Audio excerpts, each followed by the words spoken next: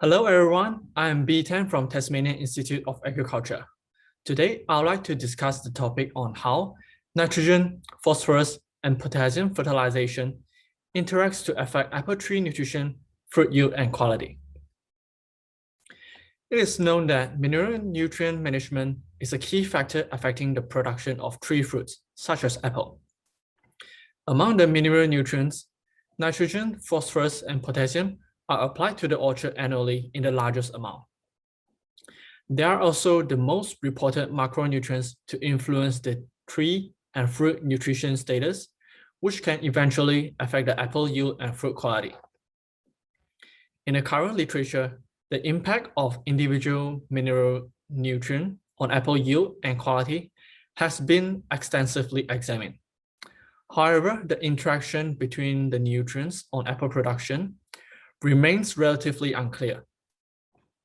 Specifically, it is unclear whether there is an antagonistic or synergistic relationship between the soil mineral ions on the uptake of nutrients. This is especially important for micronutrients, which are less abundant and mobile within the soil. So, this study aims to examine how different application rates of nitrogen, phosphorus, and potassium interact to influence apple tree nutrition, yield, and quality. Here, within a plant soil system, the interaction between mineral nutrients is a complex process that can occur at the soil level and at the plant level. For instance, at the soil level, fertilizer is applied to the soil, and it can be dissolved in water and present in ionic forms. Mineral ions in the soil solution may interact with the soil particles such as cation exchange surfaces and temporarily being held onto it. And under certain soil conditions, some ions may interact with each other and precipitate into stable salt compounds that is unavailable for plant uptake.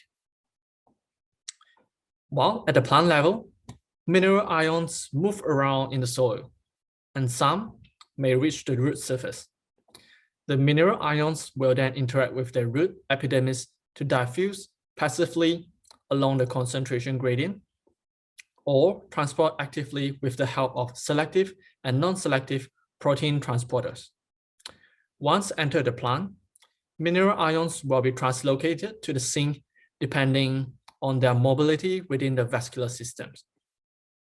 At these two levels, the antagonism or synergism between mineral ions and the mechanism of plant uptake can both influence the competition between mineral nutrients for plant uptake. So, how do we examine the interaction between nitrogen, phosphorus, and potassium? In this study, we deployed a 2x2x2 factorial complete randomized design using two different application rates of nitrogen, phosphorus, and potassium. Each treatment was replicated 5 times with 3 trees in each sampling plot.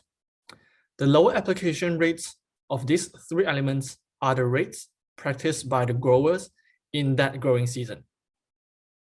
And we applied another higher rate for all elements to examine the impact when these nutrients are in abundance. This study was only conducted in the 2018-19 growing season. We collected leaf samples throughout the seasons, where the leaf PDO was separated to monitor the nutrient uptake, and leaf lamina to monitor the leaf nutrient status.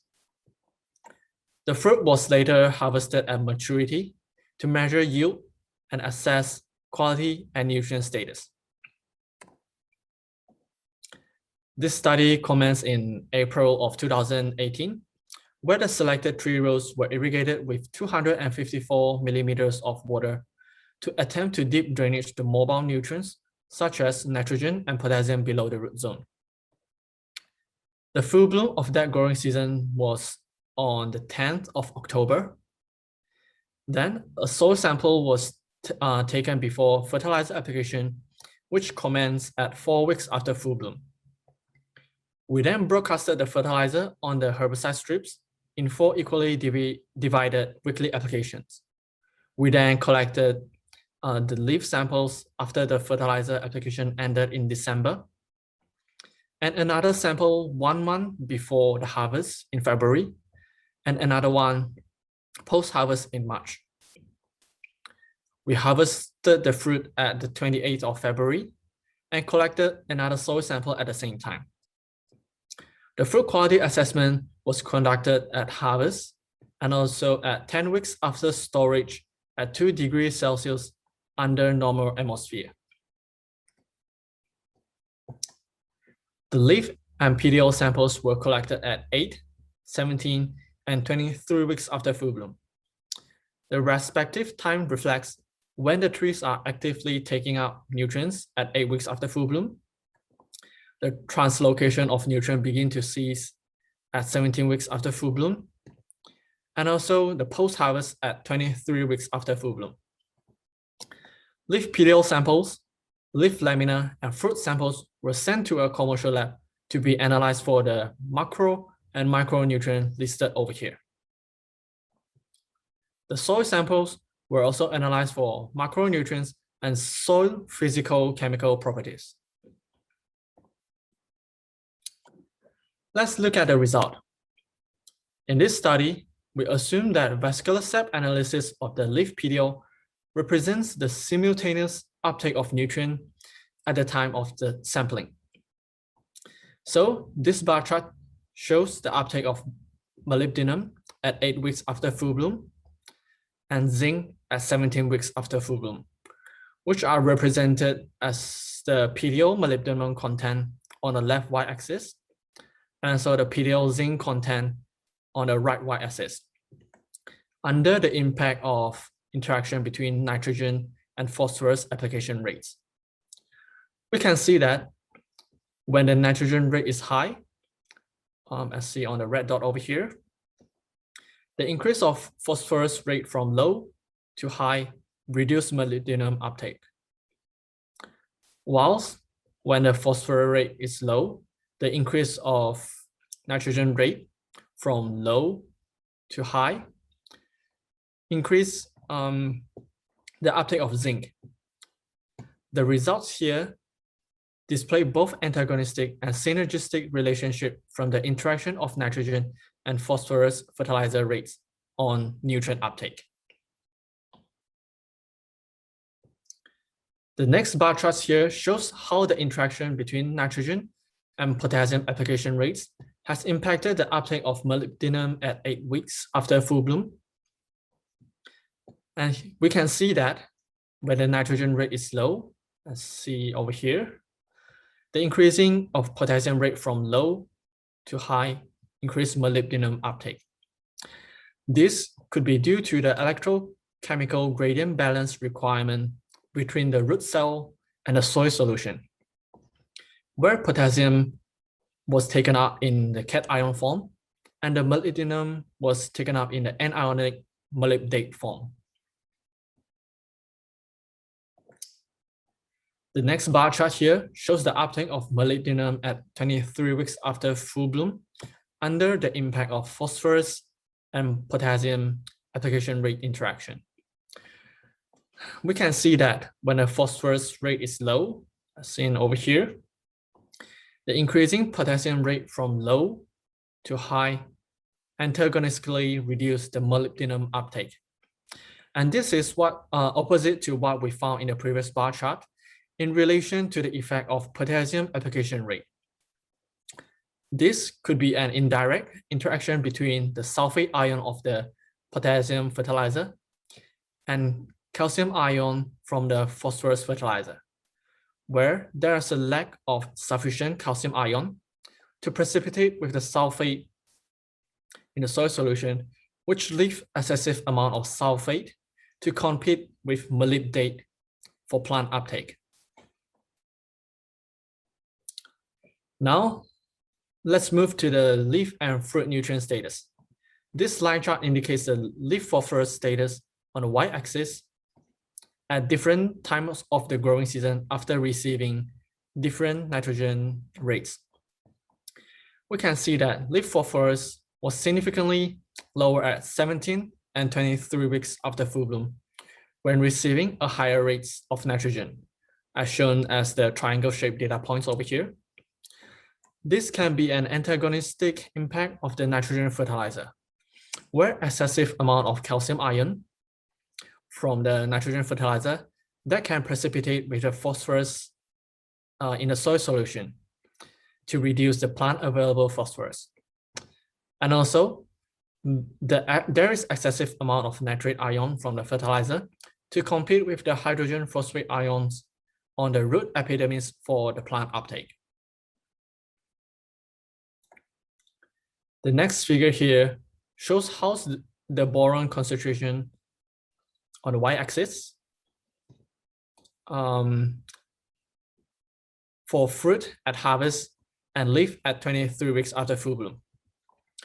We found that the boron status of both leaf and fruit were significantly higher after receiving higher phosphorus rates. The uptake of boron is believed to be in the boric acid form, which can be adsorbed to the soil by aluminium and iron oxides. Similarly, phosphates may also be adsorbed to the soil with the aluminium and ions. Thus, the abundance of phosphates from higher phosphorus application rates could indirectly make more boron available for plant uptake. And hence, we observe a higher leaf and fruit boron concentration towards the end of the season. Other than the findings I've just mentioned, the fruit yield, quality, and other examined mineral nutrients were not significantly affected by the nitrogen, phosphorus, and potassium treatments. These have shown that for mature apple trees, only the mobile mineral nutrients are less prone to variation in nutrient supply from a single season. In other words, mature trees suffice with mineral nutrients has the ability to buffer the variation of nutrient supply in the short term. In the case for nitrogen, this has been shown in my other recently accepted work that discussed the nitrogen uptake and internal cycle of mature apple tree under different nitrogen application timing. So the take-home messages from this study are, from the single season fluctuation in nitrogen, phosphorus, and potassium supply, the overabundance of macronutrients fertilizer can compete with the uptake of less mobile nutrients, which could have possible implications for the food quality in the longer term. Also, the antagonism of nitrogen application rates on leaf phosphorus status and synergism of phosphorus application rate on leaf and fruit boron status have indicated the need to avoid oversupply of nutrients for a more balanced overall uptake. We have also seen that mature apple trees have the capacity to buffer the impact of unbalanced macronutrient nutrition for those mobile minerals. This is at least true for the short term, and the long-term effects remains unknown. This again demonstrates the importance of long-term balanced nutrient supply in the orchard. Here, I'd like to thank Andrew, Nick, Mark, and Bradley from Breadfruits for providing plant materials and assistance in the orchard. My colleagues Nadine, Justin, and Steve for field and laboratory assistance. And also APAL and Apple and Pear Farms from Hot Innovation to make this study possible. Thank you very much, and that concludes my presentation.